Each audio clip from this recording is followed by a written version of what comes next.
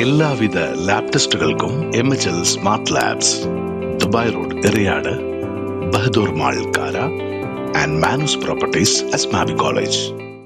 കയ്പമംഗലം കാളമുറയിൽ വാഹനാപകടം, 3 പേർക്ക് പരിക്കേറ്റു.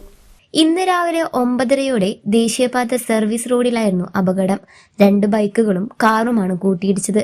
ബൈക്ക് യാത്രക്കാരായ കയ്പമംഗലം കൂരിക്കുഴി സ്വദേശി പുതിയ വീട്ടിൽ മുഹമ്മദ് സലീം 47, ഭാര്യ സീനത്ത് 36, മലപ്പാട് സ്വദേശി മുഹമ്മദ് സാബിത്ത് 21 എന്നിവർക്കാണ് പരിക്കേറ്റത്. ഇവരെ ചളിങ്ങാട് ശിഹാബ് തങ്ങൾ ആംബുലൻസ് പ്രവർത്തകർ കൊടുങ്ങല്ലൂർ AR ആശുപത്രിയിൽ പ്രവേശിപ്പിച്ചു. തെലങ്കാനയിൽ നിന്നുള്ള അയ്യപ്പ ഭക്തരാണ് കാറിലുണ്ടായിരുന്നത്.